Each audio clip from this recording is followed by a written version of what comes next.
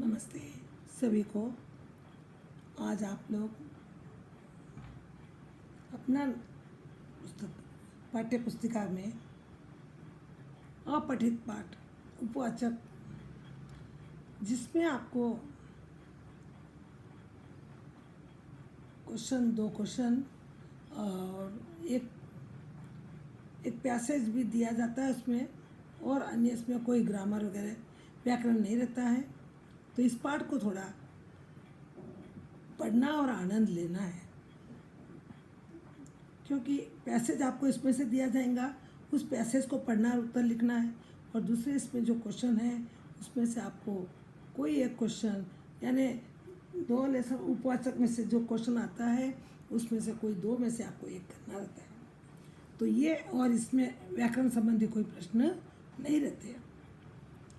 तो फणीश्वर नाथ रेणु का लिखा हुआ ये उपवाचक पाठ, इस जल प्रलय में।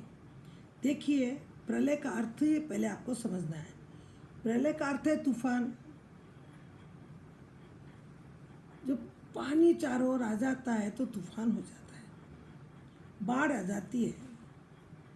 तो देखिए, इस क्षेत्र के अंदर कैसे कैसे लोगों ने उस बाढ़ ग्रसित जगह में अपना कैसा सहयोग दिया, और उससे क्यों कहा कि हमारे जीवन के अंदर ये बाढ़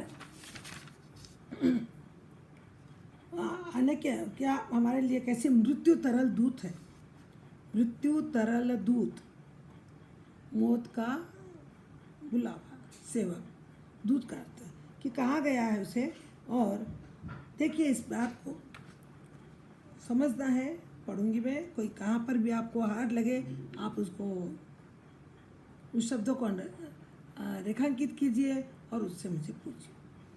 मेरे गांव इसे इलाके में है जहाँ हर साल पश्चिम, पूरब और दक्षिण की कोसी, पनार, महानंदा और गंगा की बाढ़ से पीड़ित प्राणियों के समूह आकर पनाह लेते हैं। यानी लेखक का गांव उस नदी के किनारे के आसपास है जिनके पास अगर कभी कोई ऐसी बाढ़ का कोई प्रसंग आ जाए तो वह उसमें से बच नहीं सकते, क्योंकि आप देखते उनके किनारे पर ही लगे उनके घर रहते हैं, और बाढ़ आए बाद में उनको संभालते संभालते वह कई लोग उसमें बह जाते हैं। सावन भादों में ट्रेन की खिड़कियों से विशाल सपाट और परती पर गाय, बैल, भैंस, बकरों के हजारों झुंड मुंड देखकर ही लोग बाढ़ की विभीषिका का अंदाज़ा लगाते हैं। यानी सावन भादों की में ट्रेन के उसके ऊपर पुल बना हुआ है, ट्रेन जाती है, और जब देखते हैं उसके अंदर कि हजारों झुंड मुंड देखकर बाढ़ विभीषिका का अंदाजा कि कितने इसमें गाय, भैंस, कैसे भैंस, बकरे आदि रहते हैं, उनको देखकर ही अंदाज़ा यानी अनुमान लगा लेते हैं। परती क्षेत्र में जन्म लेने के कारण अपने गांव के अधिकांश लोगों की तरह मैं भी तैरना नहीं जानता था। उस गांव के लोगों को तैरना आता नहीं था, और ये बताया है कि इसमें हमें कि तैरने का अभ्यास होना चाहिए।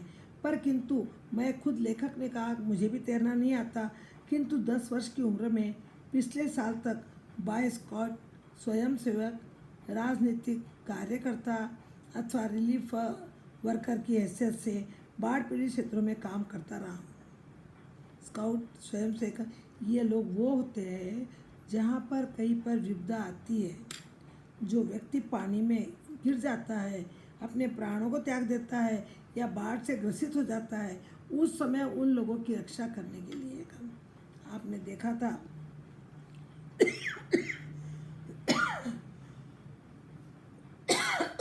केदारनाथ में कैसी भयंकर बाढ़ आई थी, पर उन स्वयं सेवकों ने अपने जान पर खेलकर उनको कैसे बचाया। तो इसका मैं थोड़ा काम करता रहा हूँ। लिखने की बात है, हाई स्कूल में बाढ़ पर लेख लिखकर प्रथम पुरस्कार पाने से लेकर धर्मयुग में कथा दर्शक के अंतर्गत बाढ़ की पुरानी कहानी को नए पाठ के साथ प्रस्तुत कर चुका हूँ। जय गंगा। यानी मैं इतना, हालांकि मुझे पहले कुछ भी नहीं आता था, उसी गांव में रहता था, लेकिन मैंने करते करते इतना मैं प्रसिद्ध हो गया कि आज भी मेरी कई अंतर्गत पुरानी कहानियाँ नई नई पार्ट में मैं प्रस्तुत कर चुका हूँ और लोगों को सावधान करता हूँ कि इसके आने से पहले हमें क्या सुविधा बना लेनी चाहिए। जय गंगा 1947, डायन कोसी 1948, हड्डियों का पुल 1948 आदि छुटपुट रिपोर्टाज के अलावा मेरे कई उपन्यासों में बाढ़ की विनाश लीलाओं के अनेक चित्र अंकित हुए हैं। यानी मैंने इन लोगों को शीर्षक देकर, जैसे जय गंगा, डायन कोसी, हड्डियों का पुल, जहाँ सिर्फ हड्डियाँ, ये पुल बनाए किससे बनाए? मानव की हड्डियों से। ये डायन कोसी, ये जब उफान आती है, ऐसे तो इसको प्रणाम करते हैं, लेकिन जब इसमें उफान आता है तो ये लोगों को किस प्रकार से अपने अंदर समा लेती है। और जय, इसी को ही हम लोग क्या कहते हैं? जय गंगा। और जब ये उफान पर आ जाती है तो हमारी जान ले लेती है। मेरे कई, किंतु गांव में रहते हुए बाढ़ से गिरने, बहने, धंसने, भोगने का अनुभव कभी नहीं हुआ। वह तो पटना शहर में सन 1967 1967 में हुआ, जब 18 घंटे की अविराम वृष्टि के कारण पुन का पानी राजेंद्र नगर, कंकड़बाग, अन्य निचले हिस्सों में घुस आया। अर्थात बाढ़ को मैंने भोगा है। भोगा यानी मैंने देखा है। बाढ़ के आने पर कैसी स्थिति होती है, कैसा व्यक्ति की दशा होती है, ये मैंने सब देखा, मैंने भोगा है शहरी आदमी की हैसियत से। इसीलिए इस बार जब बाढ़ का पानी प्रवेश करने लगा, पटना का पश्चिमी इलाका छाती भर पानी में डूब गया, तो हम घर में ईंधन, आलू, मोमबत्ती, दिया सलाई, सिगरेट, पीने का पानी और कंपोस्ट की गोलियां जमा कर बैठ गए और प्रतीक्षा करने लगे। ये सब चीज़ें हमने पहले से क्या करती हैं, जमा करके घर में रख ली, ताकि ऐसी स्थिति बन जाए तो हमको ये सहायता करें। सुबह सुना राजभवन और मुख्यमंत्री निवास प्लावित हो गया है। कि सवेरे सवेरे उठा तो सुना कि पूरा बाढ़ से राजभवन भर गया। दोपहर को सूचना मिली, गोलघर जल में गिर गया। यह सूचना बांग्ला में इस वाक्य से मिली, जानो गोलघर डूबे गेछे। जानो गोलघर, ये कौन सी भाषा है? पंजाबी भाषा। और 5 बजे जब कॉफ़ी हाउस जाने के लिए तथा शहर का हाल मालूम करने निकला, तो रिक्शे वाले ने कहा, हंसकर कहा, अब कहाँ जाएगा? कॉफ़ी हाउस में तो अबले पानी आ गया है। आप कहाँ जा रहे हो कॉफ़ी पीने? वो तो कॉफ़ी हाउस पूरा पानी से प्राय धीरे धीरे धीरे धीरे एक एक जगह जल के स्तर में डूब रही थी। चलो, पानी कैसे घुस गया वही देखना है, कहकर हम रिक्शा पर बैठ गए। साथ में नई कविता के एक विशेषण व्याख्याता आचार्य कवि मित्र थे, जो मेरी अनवरत अनगढ़त गद्य में स्वगत उक्ति से कभी बाहर नहीं होते थे। यानी मैं और एक मेरा मित्र जो कविता लिखता था, वो भी मेरे साथ था। और हम बोले, चलो काफ़ी तो नहीं, कम से कम बाढ़ग्रस्त एरिया को तो देखेंगे, वहाँ का मुआयना करेंगे। दोनों चल पड़े। धन्यवाद। Motor, scooter, tractor, motorcycle, truck, टमटम, साइकिल, रिक्शा पर और पैदल लोग पानी देखने जा रहे थे। ये बात तो होता है, आप भी देखिए, हमारे यहाँ पर भी कभी से बाढ़ग्रस्त होता है तो लोग उसको देखने के लिए उमड़ पड़ते हैं। लोग पानी देखकर लौट रहे हैं। देखने वालों की आंखों में, जुबान पर एक ही जिज्ञासा, कितना पानी कहाँ से आया? ऐसे तो कहते हैं नदी में पानी नहीं है, लेकिन ये तूफान जब आता है, जब इतना पानी कहाँ से आ गया? देखकर लौटते हुए लोगों की बातचीत, फ्रेजर रोड पर आ गया, क्या पार कर गया, सब लोग बातें कर रहे थे। सभी के मुंह से, सभी के जुबान से एक ही आवाज़ निकल रही थी, पानी कहाँ से आ गया? और फिर Shri Krishnapuri, Pataliputra colony, boring road, industrial area का कहीं भी पता नहीं, सब कुछ पानी में समा गया। जब भट्टाचार्य जी रोड पर पानी आ गया होगा, छाती भर पानी ने पूरे ऊपर तक, अब खाली मुंह डूबना बाकी था। विमेंस कॉलेज के पास डुबाव पानी है, आ रहा है, आ गया, घुस गया, डूब गया। जो जैसा हो रहा था वो वैसे, कोई बोल रहा पानी आ रहा है, कोई बोल रहा थोड़ा छाती तक आया, और कोई बोलता उसमें वो चीज़ डूब गई। ऐसे बस सिर्फ वही बातें सबके मुंह से लेखक सुन रहे थे। हम जब कॉफ़ी हाउस के पास पहुँचे, कॉफ़ी हाउस बंद कर दिया गया था। सड़क के एक किनारे एक मोटी डोरी की शक्ल में गेरुआ झाग फेन में उलझा पानी तेज़ी से सरकता आ रहा था। ये पानी का दृश्य है कि पानी जब तेज़ी से आता है तो उसमें एक प्रकार का सफ़ेद ऐसा लगता है कि साबुन का पानी आ रहा है। तो वो आ रहा था। मैंने कहा, आचार्य जी, आगे जाने की ज़रूरत नहीं है, वो देखिए आ रहा है, मृत्यु का तरल दूध। क्या बताया, अब आपने को आगे जाना नहीं है। अगर आप आगे जा रहे हैं तो अपने आप अपनी मृत्यु को आप बुला रहे हो। वो दूध बनकर आया है मृत्यु का, और वो हमें ले जाएगा। जैसे यमराज आता है वैसा ही ये पानी बाढ़ भी हमारे लिए एक प्रकार का यमराज है। अब आगे मत जाइए। आतंक के मारे दोनों हाथ बरबस जुड़ गए। सभय प्रणाम निवेदन में मेरे मुंह से कुछ अस्फुट शब्द निकले। हाँ, मैं बहुत कायर और डरपोक हूँ। आतंक का अर्थ है डर, भय। इसके कारण से उनके भी हाथ जुड़ गए कि ये गंगा मैया, तेरे को प्रणाम करता हूँ। और वह उस मृत्यु के डर के उन्होंने निकले कि अब तो मैं भी आगे नहीं जा सकता हूँ। रिक्शा वाला बहादुर है, कहता है चलिए ना थोड़ा और आगे। रिक्शा वाला, अरे कोई बात नहीं है, हमको तो आदत है ऐसी। तो वो बोला चलो और थोड़ा आगे। भीड़ का एक आदमी बोला, ए रिक्शा, करंट बहुत तेज़ है, आगे मत जा। पानी में क्या आ गया है, करंट। करंट यानी पानी का बहाव इतना तेज़ है कि तू झटके में चला जाएगा, तो तू आगे मत जा। मैंने रिक्शा वाले से अनुनय भरे स्वर में कहा, लौटा ले भैया। उसको प्रार्थना की, उसको आगे चलना है, लेकिन मैंने कहा भैया तू पीछे कर ले, लौटा ले, आगे बढ़ने की ज़रूरत नहीं है।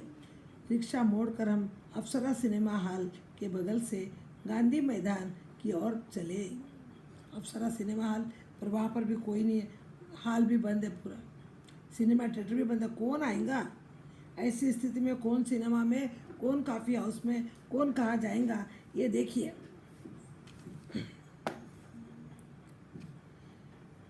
पैलेस होटल और इंडियन एयरलाइंस दफ्तर के सामने पानी भर रहा था। पानी की तेज धारा पर लाल हरे नील विज्ञापनों की परछाइयाँ सैकड़ों रंगीन सांपों की सृष्टि कर रही थी। पानी की तेज धार के अंदर कितने पोस्टर, कितने विज्ञापन और कितने जीव जंतु, यहाँ तक कि बहते हुए सांप भी हमको दिखाई देने लगे थे। गांधी मैदान की रेलिंग के सहारे हजारों लोग खड़े देख रहे थे। ये सब नज़ारा गांधी मैदान के उस रेलिंग यानी जो लगी हुई थी वहाँ पर लोहे की, जो वो रेलिंग को पकड़कर सब लोग उस बाढ़ के नज़ारे को देख रहे थे। गांधी मैदान की रेलिंग के सहारे हजारों लोग खड़े देख रहे थे। दशहरा के दिन रामलीला के राम के रथ की प्रतीक्षा में जितने लोग रहते उससे कम नहीं थे। रामलीला के समय रावण को जब जलाते हैं तो उस समय जितने लोग रहते थे उससे भी कम नहीं थे, बल्कि उससे भी और ज़्यादा ही थे। गांधी मैदान के आनंद उत्सव, सभा सम्मेलन, खेल कूद की सारी स्मृतियाँ पर धीरे धीरे एक गहरी आवरण आच्छादित हो रहा था। आच्छादित यानी पर्दा, सब कुछ ढक गए। कोई भी चीज़, सिर्फ जहाँ वहाँ नज़र डालो तो सिर्फ पानी ही पानी दिखाई दे रहा था। हरियाली और शने शने पानी फिरते देखने का अनुभव सर्वथा नया था। इसी बीच एक अधेड़, मुसंड और गवार जोर जोर से बोल उठा, यह जब दानापुर डूब रहा था तो पटनिया बाबू लोग उलट कर देखने भी नहीं गए, अब बूझो। ये बोले, आज देखो पटनिया के लोग यानी पट्टी के लोग कितने लोग आए, लेकिन जब दानापुर डूब रहा था तो कोई नहीं आया देखने के लिए। कोई समझ में, आप बूझो, आप बताओ। अब देखो आपका स्वयं आपके ऊपर आई तो आप उसको देख रहे हो। मैंने अपने आश्चर्य कवि मित्र से कहा, पहचान लीजिए, यही है वह आम आदमी जिसकी खोज हर साहित्य गोष्ठियों में होती है। उसके वक्तव्य में दानापुर के बदले उत्तर बिहार अथवा कोई भी बाढ़ग्रस्त ग्रामीण क्षेत्र जोड़ दीजिए, क्योंकि कभी कभी ऐसा होता है, सरकार भी क्या करती है कि किसी और ध्यान ज़्यादा देती है और किसी और देखती नहीं। तब वहाँ के लोगों ने कहा कि ऐसी बाढ़ यहाँ पर आई थी, लेकिन इसको देखने को तो, बचाने की बात तो दूर, देखने को भी कोई नहीं आया था। शाम के 7:30 बज चुके। आकाशवाणी के पटना केंद्र से स्थानीय समाचार प्रसारित हो रहा था। पानी की दुकानों के सामने खड़े लोग पान की दुकानों के सामने खड़े लोग चुपचाप उत्कीर्ण होकर सुन रहे थे। प्राचीन समय में हर घर में रेडियो नहीं रहता था। दूरदर्शन की बात तो दूर। तो जिसके पास पान की दुकान वाले के पास छोटा सा रेडियो रहता है, तो वहाँ पर समाचार चल रहा था, तो सब लोग वहाँ पान लेने तो कम, समाचार सुनने के लिए अधिक जमा हो गए थे। पानी हमारी स्टूडियो की सीढ़ियों तक पहुँच चुका है। किसी भी क्षण स्टूडियो में प्रवेश कर सकता है। यह समाचार सुनिए, एक की बात एक। समाचार दिल दहलाने वाला था। दिल दहलाने वाला तो मुहावरा, दिल को डराने, भयभीत करने वाला था। सब लोग भयभीत हो रहे थे। क्या होगा? ये बाढ़ हमको क्या करेंगी? कितने लोगों को मारेंगी? दुकानों में पानी आ जा रहा है, घर में पानी आ जा रहा है, कैसे होगा? इसके लिए सबका कलेजा धड़क उठता था। दिल, क्या होगा? कोई बचाव नहीं है।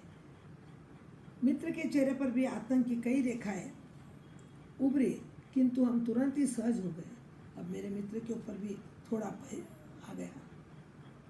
उसको लग रहा है कि हम भी अब घर कैसे जाएंगे, ऐसी अवस्था है। तो थोड़ा चेहरे पर उसके भी तुरंत सहज गया, यानी चेहरे पर चेष्टा करते सहज ले आए, क्योंकि हमारे चारों ओर कोई परेशान नज़र नहीं आ रहा था। उन्होंने देखा कि हमारे चारों ओर कोई परेशान नजर, क्योंकि उनको थोड़ा सा आश्वासन लगा कि हम जहाँ पर आ गए वहाँ पर शायद अब कुछ खतरा नहीं है। पानी देकर लौटते हुए लोग आम दिनों की तरह हंस बोल रहे थे, बल्कि आज तनिक उत्साहित थे। हाँ, दुकानों में थोड़ी हड़बड़ी थी। नीचे के सामान ऊपर किए जा रहे थे, ये जरूर हो रहा था, बाकी डर नहीं। अब उनको लगा कि खाली नीचे पड़ा हुआ सामान को ऊपर रख दे ताकि वो भीगे नहीं। और सभी लोग उस पानी को देखकर आनंदित होकर जा रहे थे। रिक्शा, टमटम, ट्रक और टेम्पो पर सामान लादे जा रहे थे। खरीदी बिक्री बंद हो चुकी थी। पान वालों की बिक्री अचानक बढ़ गई। आसन्न संकट से कोई प्राणी आतंकित नहीं दिख रहा था। ऐसे देखा पान वाले की बिक्री, क्योंकि और कुछ नहीं तो पानी खाते, सिगरेट ही फूकते, इसीलिए उसकी दुकान थोड़ी खुली थी और उसकी दुकान पर चहल पहल थी। और कुछ लोग संकट से कोई प्राणी आतंकित नहीं, वहाँ पर किसी को ऐसा डर लग रहा है, ऐसी स्थिति नहीं थी।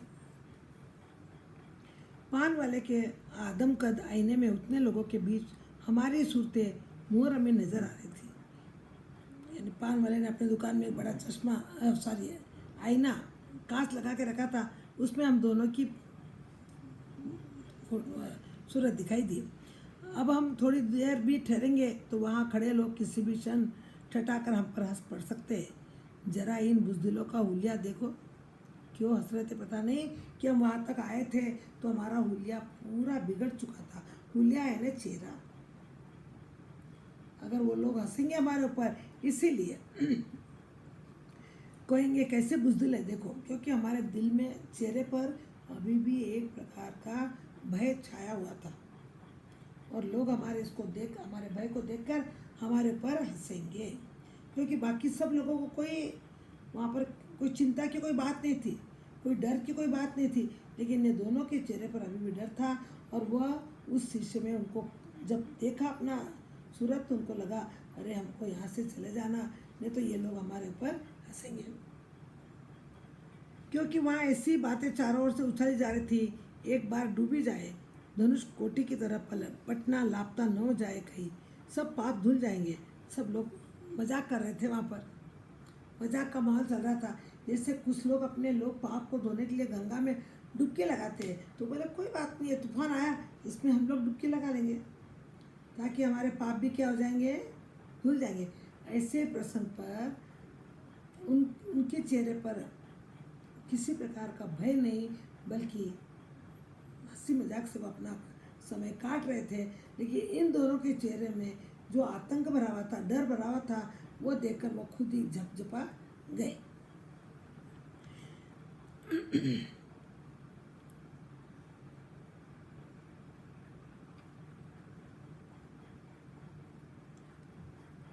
अब देखिए गोल घर के मुड्डे पर ताश की गड्डी लेकर बैठ गए हम। चलो अब हम लोग क्या करेंगे, खेलेंगे पत्ते।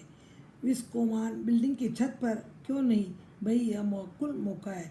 इनकम टैक्स वालों को इसी मौके पर काले कारोबारियों पर घर पर छापा मारना चाहिए।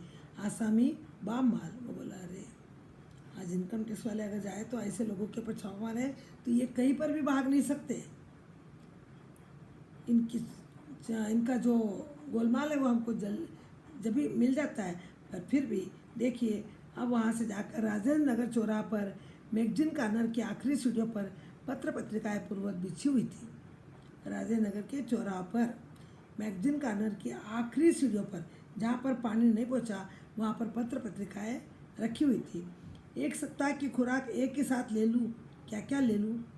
लोग क्या सोच रहे हैं कि पूरा 1 वीक का पूरा समाचार ले लूँ, क्या क्या ले लूँ। हेनली चेज या एक ही सप्ताह में फ्रेंच जर्मन सिखा देने वाली किताबें, अथवा योग सिखाने, यानी बहुत सारी किताबें पढ़ी थी योग सिखाने की, फ्रेंच भाषा जर्मन भाषा सीखने की और योगा सिखाने की। इस तरह किताबों को उलटते पलटते देखकर दुकान का नौजवान मालिक कृष्णा पता नहीं क्यों मुस्कुराने लगा। किताबों को छोड़ कई हिंदी, बांग्ला और अंग्रेजी सिने पत्रिकाएं लेकर लौटा। मित्र से विदा होते हुए कहा, पता नहीं कल हम कितने पानी में रहोगे। अब ऐसे पानी के बाढ़ ग्रस्त समय में अगर किसी के दुकान पर कोई खरीदी करता है तो सहज ही है उस दुकानदार की खुशी होती है।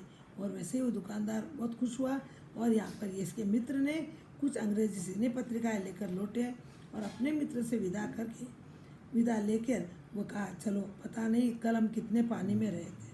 बाप रे बाप। बहरहाल जो कम पानी में रहेगा वो ज़्यादा पानी में फंसे मित्र की सुधि लेगा।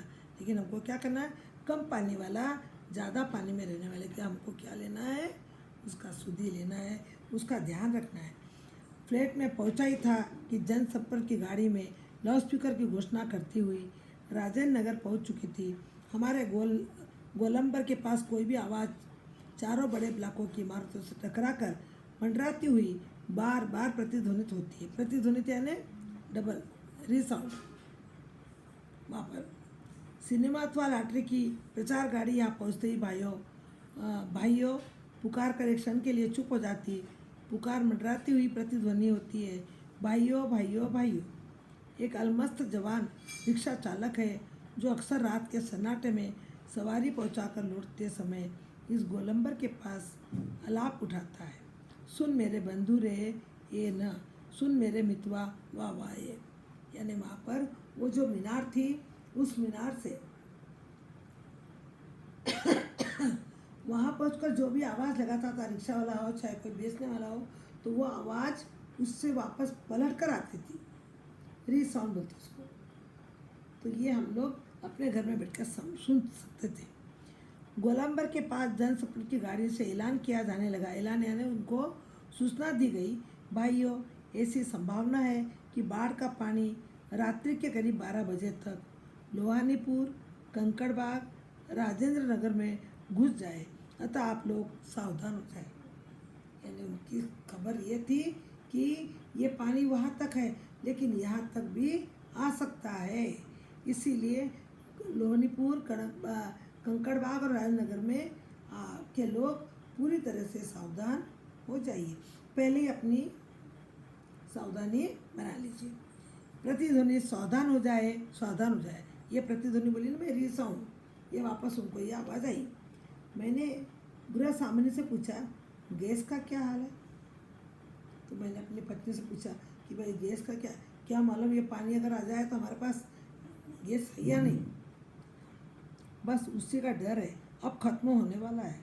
असल में सिलेंडर में मीटर वूटर की तरह कोई चीज़ नहीं होने से कुछ पता नहीं चलता, लेकिन अंदाज है कि 1 या 2 दिन कोयला है, स्टोव है, मगर किरासन एक ही बोतल है। उसने अपनी समस्या बता दी। सबसे पहले उनको गैस लगा। अब गैस को हम पता भी नहीं लग सकते, हमारे पास कोई मीटर है तो हमारा इतना हो गया, अब इतना बाकी है, हम लोग समझ सकते। अब ये गैस सिलेंडर का तो पता नहीं, पर फिर भी पत्नी ने कहा कि 1 या 2 दिन में ये जा सकता है। लेकिन इसके साथ ही देखिए एक या दो दिन का कोयला भी है, स्टोव भी है, मगर केरोसिन की एक ही बोतल है। केरोसिन यानी जो स्टोव में डालकर हम जलाते हैं तो उसको केरोसिन, घासलेट भी बोलते हैं, केरोसिन भी बोलते हैं, मिट्टी का तेल भी बोलते हैं। तो वो सारी स्थिति उसने अपने पति को बता दी। गैस सिलेंडर का मुझे पता नहीं, 1 या 2 दिन में जा सकता है, और बाकी ये सब चीज़ इतनी है, फिलहाल बहुत है, बाढ़ का भी यही हाल है। वो बोला ठीक है, 2 दिन तक तो ये चल जाएगा, तो बाढ़ भी एक दो दिन में तो धीमी पड़ेंगी।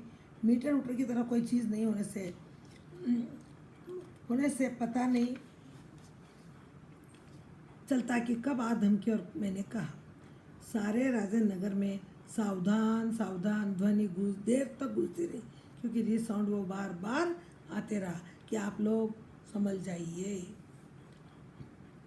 ब्लैक के नीचे की दुकानों से सामान हटाया जाने लगा। नीचे जो रोड के ऊपर जो दुकानें थी, जिनका सामान नीचे था, वो लोग अपना सामान को थोड़ा ऊपर रख रहे थे। मेरे फ्लैट के नीचे की दुकानदार ने पता नहीं क्यों इतना कागज़ इकट्ठा कर रखा था, एक अलाव लगाकर सुलगा दिया। हमारा कमरा धुएं से भर गया। पता नहीं उन्होंने दुकान वाले के पास में इतना पेपर कहाँ से जमा करके रखा। उसने क्या किया, वो पेपरों को सबको कहाँ ऊपर ले जाना, कहाँ पानी में भीगेगा तो फिर ये करना, इसके बदले पहले उसकी राख कर दे, उसको जला दिया। अब वो तो पानी की वजह से थोड़ा गीला थोड़ा नम था, तो पूरा जला नहीं, और वो जल भी रहा है, लेकिन वो धुआं कहाँ आ रहा है, हमारी फ्लैट में लेकर। पूरा कमरा धुएं से भर गया, सारा शहर जगा हुआ है। पश्चिम की ओर कान लगाकर सुनने की चेष्टा करता हूँ। हाँ, पीर मुहानी या सालिमपुरा अथवा जनक किशोर, नवल किशोर रोड की ओर से कुछ हलचल की आवाज़ आ रही है। लगता है 1-1:30 बजे रात तक पानी राजेंद्र नगर पहुँचेगा। यानी धीरे धीरे लेखक को लग रहा है कि वहाँ तक पानी पहुँच गया है। अब शायद हो सकता है ये राजेंद्र नगर में भी पानी 1:30 बजे तक, 2 बजे तक आ जाएगा। सोने की कोशिश करता हूँ, लेकिन नींद नहीं आ रही, क्योंकि जब हमारे मन में एक प्रकार की कोई चिंता होती है तो हम सो नहीं सकते। वही भय है कि क्या होगा, पानी आएगा तो इधर नहीं। कंपोज की टिकिया अभी नहीं है, कुछ लिखूं, किंतु क्या लिखूं? कविता, शीर्षक बाढ़ आकुल प्रतीक्षा। कवि तो था ही वो, लेखक तो था ही वो, तो उसने सोचा कि चलो नींद नहीं आ रही तो कंपोज की टिकिया ले लूँ, लेकिन वो भी अभी नहीं है। अब क्या करें? अब सोचे कि लिखूं कुछ कविता, उसका शीर्षक दूँ बाढ़ आकुल प्रतीक्षा। बाढ़ के आने की प्रतीक्षा। बाढ़ आया नहीं है अभी, आने के पहले ही व्यक्ति कैसे उसका इंतज़ार करता है, उसी को मैं अपने कविता के माध्यम से मैं लिखूं या कुछ तो करूं। इसी उलझन में देखिए लेखक अपना नींद नई स्मृतियाँ आने लगी एक एक कर, चलचित्र के बेतरतीब दृश्य की तरह। अब उसके आंखों के सामने एक एक दृश्य आने लगा। पहले कोई बाढ़ का दृश्य देखा होगा, उसी के अनुसार पर वो उसके आने लगा। अब 1947 मनिहारी, तब पूर्णिया, अब कटिहार जिला के इलाके में गुरुजी स्वर्गीय सत्यनाथ भादुड़ी के साथ गंगा मैया की बाढ़ से पीड़ित क्षेत्र में हम नाव पर जा रहे थे। उस पुरानी बातों को याद करने लगा कि एक बार उन सत्यनाथ भादुड़ी, जो अब तो नहीं है वो, उनके साथ में गंगा मैया में बाढ़ आई तो पीड़ित क्षेत्र में हम नाव पर जा रहे थे। चारों ओर पानी पानी, दूर एक द्वीप जैसा बालूचर दिखाई पड़ा। हमने कहा वहाँ चलकर जरा चहलकदमी करेंगे, टांगे सीधी कर लेंगे। बहादुर जी कहते हैं किंतु सावधान। हम बोले हम नाव में बैठे बैठे हम अकड़ गए, अब यहाँ तो चारों पानी है, वहाँ मुझे ज़मीन दिखाई दे रही है, चलो हम वहाँ चलकर अपने पैरों को थोड़ा लंबा कर लेंगे और सोच करेंगे। किंतु सावधान, हाँ किंतु सावधान, ऐसी जगहों पर कदम रखने से पहले मत भूलना कि तुमसे पहले ही वहाँ हर तरह के प्राणी शरणार्थी के रूप में मौजूद मिलेंगे। सचमुच चीटे से लेकर सांप, बिच्छू, लोमड़ी, सियार तक यहाँ पनाह ले रहे। आदमी तो दूर की बात है, छोटी सी चिड़िया भी, भालू भी, पशु भी, सांप भी, वो लोग भी सब इस पानी की बाढ़ से उस जगह पर जाकर क्या कर रहे हैं, अपना जीवन बचा रहे हैं। बहादुर जी की हिदायत थी हर नाव पर पकाई घाव, यानी पानी की पैर की उंगलियां सड़ जाती है, यानी हर नाव पर है, लेकिन उस बरसात के पानी में अगर हमारा पैर भीगता है तो हमारे पैर की उंगलियां सड़ जाती है। तलुआ में भी घाव हो जाता है क्योंकि उसमें अनेक तरह के रसायन आते हैं और इससे हमारी चमड़ी क्या हो जाती है। तो दवा, दिया सिलाई की डिबिया और किरासिन तेल रहना चाहिए। और सचमुच हम जहाँ जाते हैं, खाने पीने की चीज़ें से पहले पकाई घाव की दवा और दिया सिलाई की मांग होती है। अब हम जहाँ कहीं जा रहे हैं उस बाढ़ पीड़ित लोगों के पास, तो वो लोग खाने को नहीं मांगते, पहले बोलते हैं कि आप हमको उस घाव पर लगाने की दवा दीजिए, क्योंकि हमारे पैरों में इतना भयंकर घाव हो चुका है कि हम चल भी नहीं सक रहे। तो कोई खाने के लिए नहीं मांगता था, लेकिन हम जब दोनों वहाँ पहुँचे तो उन सभी लोगों की एक ही मांग थी कि दवा और दिया सिलाई। दिया सिलाई यानी माचिस, दिया सिलाई को कहते हैं, माचिस की मांग करते थे। अब देखिए आगे उनकी यात्रा कहाँ तक जाती है और किस तरह से वह अपने मांग को बाढ़ ग्रसित लोगों की ओर ध्यान देते हैं। इसका आगे हम पढ़ेंगे। बस ये कहानी पढ़ने के लिए, समझने के लिए, और इसमें से दो ही बात आएंगी, एक तो अनुच्छेद और एक प्रश्न उत्तर, जिसमें दो, एक प्रश्न इसका, एक प्रश्न अपठित में से, बस इतना ही। इसमें न कोई ग्रामर नहीं है, कोई और भी कोई भी भाषा ज्ञान की बातें नहीं है, अन्य कोई शब्द नहीं है। तो धन्यवाद चिल्ड्रन।